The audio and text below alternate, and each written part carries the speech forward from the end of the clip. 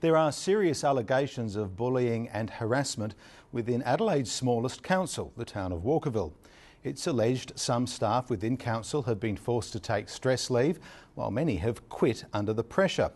The union says it's become a toxic workplace and it's concerned about the psychological welfare of employees. The state government says investigations are underway, while the local government association has defended the council. Caroline Winter has our story. These are some of Adelaide's prettiest and wealthiest suburbs. Stunning stately mansions, heritage-listed cottages and beautiful tree-lined streets. Medindie, Gilberton, Walkerville and Vale Park are home to more than 7,000 residents. They're the suburbs that make up the town of Walkerville. I think if the residents of Walkerville knew how the staff that worked for them were being treated, they would be appalled. And I think that if they knew that people have known about this and done nothing, they would be disgusted. What we believe is now happening at Walkerville is that there's a systemic culture of risk in the workplace, of psychological risk in the workplace, that it is a workplace that's now unhealthy and unsafe for people to be in. 730 SA has been told that a number of allegations of bullying and harassment have been raised by staff within the town of Walkerville and that people have left or taken ill as a result. Some formal complaints have been made and are or have been investigated. In any other workplace that I've been in, I've never witnessed the way that people have been spoken to or the inappropriate boundaries that have been set by some staff members in relation to others' work. Council employs around 35 people. One employee says staff turnover has reached almost 100% in less than 3 years. Somebody needs to say enough is enough, and that we need to stand together and say, you know, we have had the courage to stand up and say something. You need to listen to us. This is not being made up. This is happening and this is real. Katrine Hildyard from the Australian Services Union says they've been dealing with these issues for more than 2 years.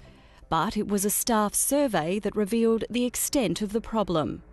25 out of 29 staff responded to our survey in November last year, and absolutely overwhelmingly all of those people who responded reported really serious instances of what we say constitutes bullying in the workplace.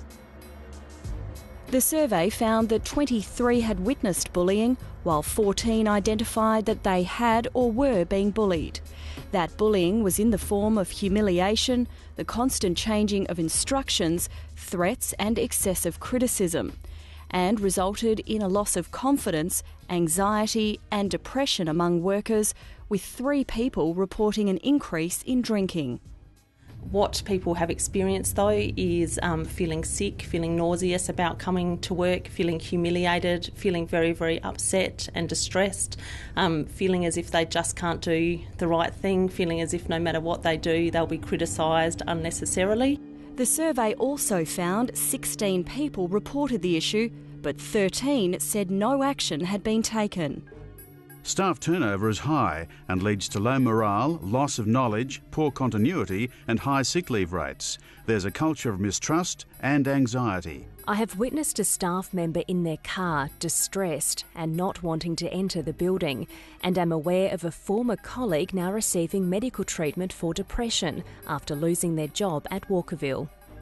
It's a very rare circumstance, as I said, where you see something that is so systemic, where it's so widespread across a workplace, and where it's a situation that has gone on for so long. With the support of the survey, the Australian Services Union lodged a claim in the Industrial Relations Commission in February over what it says is an unhealthy psychological work environment. The union says that Walkerville Council is failing to meet its obligations under the Occupational Health, Safety and Welfare Act. It wants an independent investigation into the issue. We want some acknowledgement of what people have been experiencing. We want things to change. We want a proper assessment of the psychological risk in the workplace. We want elected members to actually involve themselves in this issue and make sure that it stops, because it's not okay. Both parties will continue talks in the IRC next month, but it's not the only case being mediated there.